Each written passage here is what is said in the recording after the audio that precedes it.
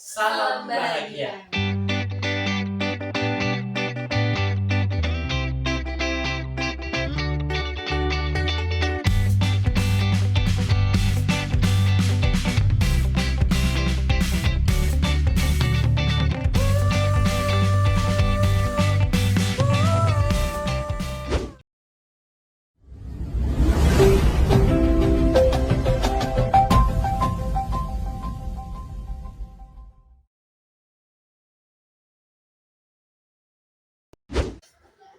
Assalamualaikum warahmatullahi wabarakatuh. Guru hebat sekalian, pada kesempatan kali ini kita akan mempraktekkan proses coaching dengan menggunakan alur data sesuai dengan modul 2.3. Saya Didi Supriyanto, calon guru penggerak angkatan 8 dari SD Sukamaju, Kecamatan Nyampah, Kabupaten Bandung Barat. Kali ini saya berperan sebagai coach, kemudian dibantu oleh dua rekan saya, Ibu Julia sebagai supervisor dan Ibu Dinda sebagai coach.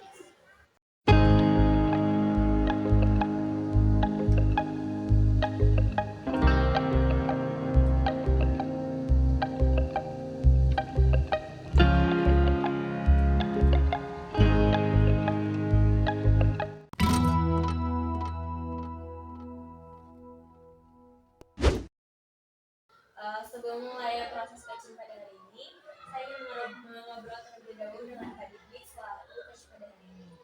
Silakan Ibu.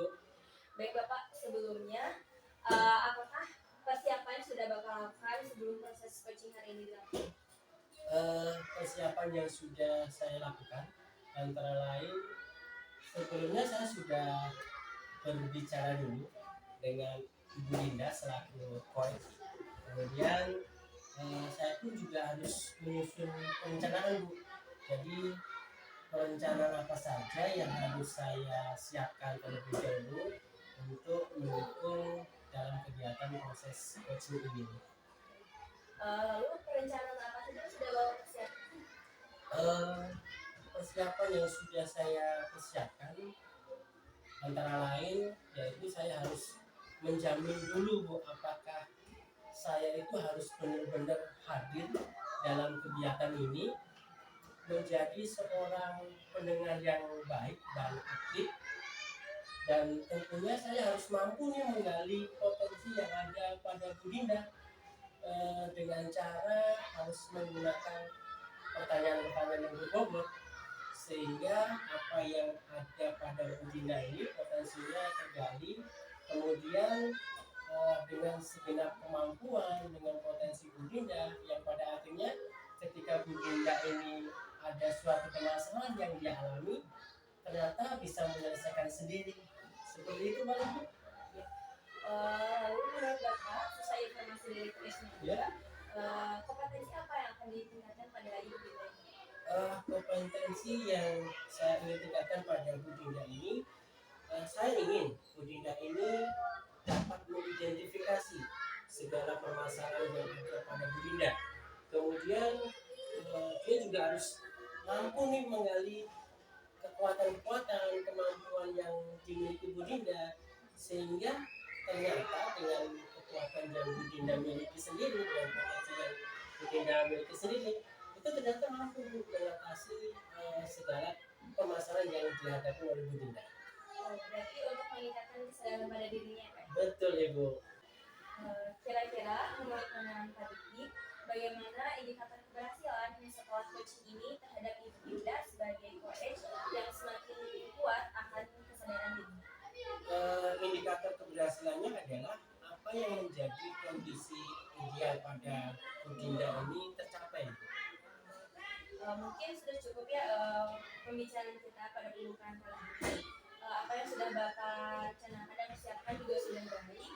Namun mohon izin sebelumnya saya akan mengawasi atau melihat proses coaching ini berlangsung untuk sebagai bahan refleksi dan juga refleksi.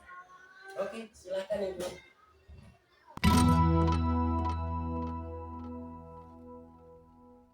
Assalamualaikum Bu Dinda. Waalaikumsalam Bapak. Selamat pagi. Bagaimana kabarnya? Alhamdulillah baik. Bapak gimana kabarnya? Alhamdulillah, saya juga baik-baik saja. Tapi kelihatan ada sesuatu nih pada Bu Dinda, ada permasalahan gitu Bu? Ya tadinya sih saya itu pengen ngobrol Pak sama teman-teman yang lain, Ya. pengen sharing. Tapi kelihatannya teman-teman yang lain itu seperti sedang sibuk dengan urusannya masing-masing ya Pak. Nah, mumpung ada Bapak nih di sini, Ya. boleh nggak sih Pak saya pengen sharing-sharing gitu terkait permasalahan yang sedang saya alami sekarang? Oke, nggak apa-apa, justru bagus Bu Dinda. Emang ada apa sih? Ya, jadi begini Pak. Selama minggu kemarin itu pembelajaran di kelas saya itu tidak sesuai dengan harapan saya gitu Pak. Tidak sesuai dengan harapan Bu Dinda, maksudnya harapan Bu Dinda bagaimana? Jadi kan kalau misalnya di kelas itu ketika anak-anak diminta untuk menjawab pertanyaan, diminta untuk maju ke depan, nah mereka itu kadang suka nggak mau gitu loh Pak. Dan pada saat ditanya gitu kayak, ayo siapa yang mau maju, siapa yang mau menjawab gitu. Mereka itu terlihat seperti udah mempunyai jawaban dari gestur badannya dan juga dari gerak bibirnya seperti mempunyai jawaban gitu ya Pak. Tapi ketika saya minta ayo sok maju, ayo sok jawab, tapi mereka tuh tidak mau gitu Pak, tidak mau menjawab, mungkin karena malu atau takut salah gitu ya Pak, saya juga nggak tahu gitu. Nah itu sih Pak yang lagi saya pikirkan sekarang gitu. Saya nggak mau gitu kan keadaan kelas saya terus-terusan seperti ini. Saya ingin kelas saya itu menjadi lebih aktif lagi gitu Pak. Seperti itu permasalahan yang sedang saya alami gitu. Jadi dengan saya sharing-sharing dengan Bapak kan siapa tahu saya bisa menemukan solusi dan pencerahan gitu untuk permasalahan yang saya alami ini gitu. Oke, memang keinginan Bu Dinda saat pembelajaran itu seperti apa? Yang saya inginkan itu ketika pembelajaran saat ada sesi tanya jawab, lalu saat ada sesi maju ke depan itu anak-anak itu berani gitu Pak untuk maju ke depan. Jadi terlepas dari jawaban mereka benar atau salah, yang penting mereka itu mempunyai rasa percaya diri dulu gitu Pak untuk maju ke depan. Nah itu akan menjadi nilai istimewa tersendiri gitu dari saya. Berarti murid Bu Dinda ini termasuknya kurang percaya diri ya? Iya betul Pak, begitu. Kalau boleh tahu nih, mungkin ada permasalahan di murid ibu atau bagaimana? Jadi yang saya amati itu Pak, saya kan suka mengamati siswa ketika pembelajaran, ketika jam istirahat, bahkan tidak jarang juga saya selalu bertanya gitu kepada anak secara face to face seperti kenapa sih kamu kalau ibu bertanya atau kalau diminta untuk maju ke depan suka nggak mau ke depan, suka nggak mau jawab itu kenapa gitu ya. Dan kebanyakan dari siswa itu menjawab bahwa mereka itu mau, aku mau bu, terus aku salah bu jawabannya seperti itu Pak. Oke, tapi kalau dalam pembelajaran ibu di kelas itu sebenarnya mereka bagaimana? Menguasai nggak?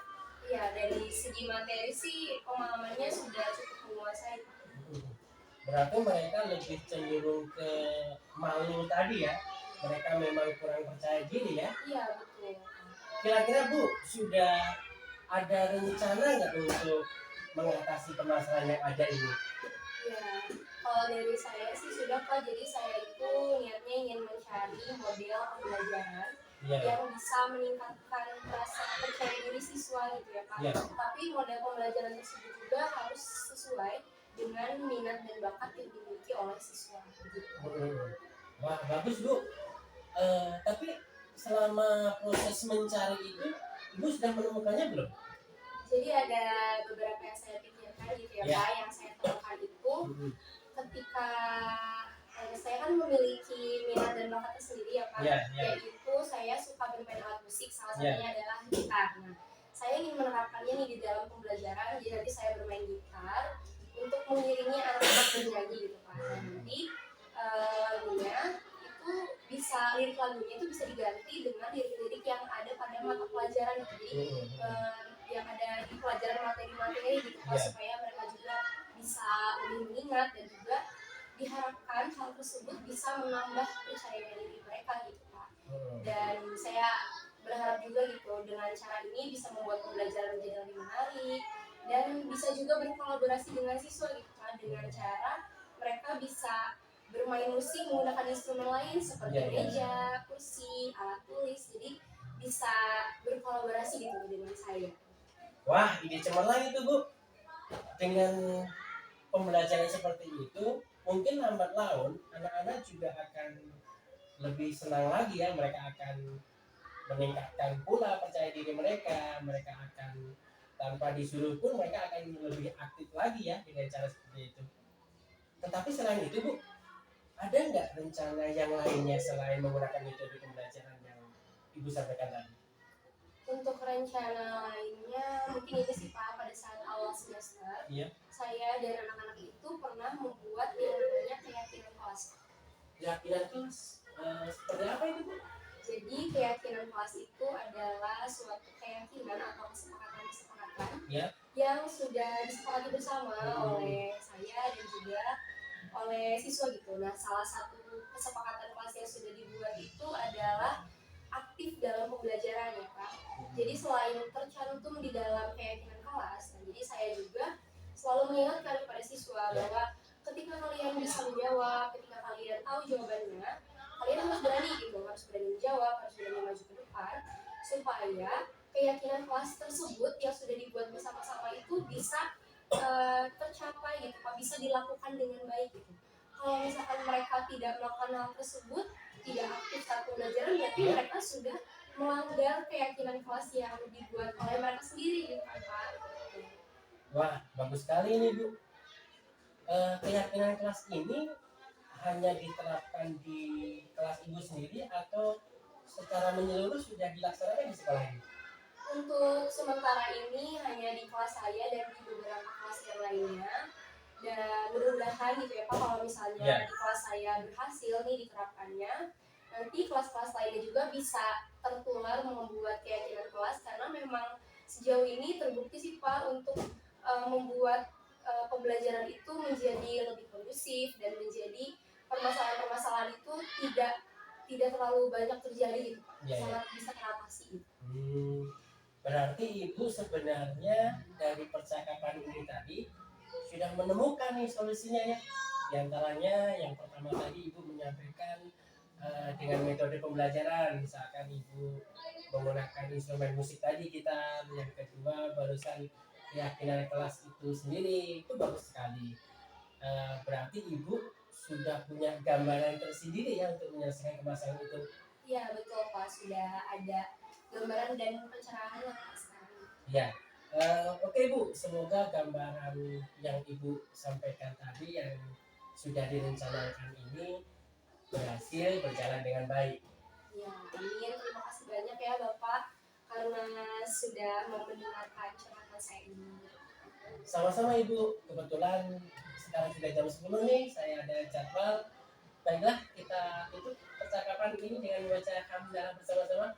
Alhamdulillahirobbilalamin.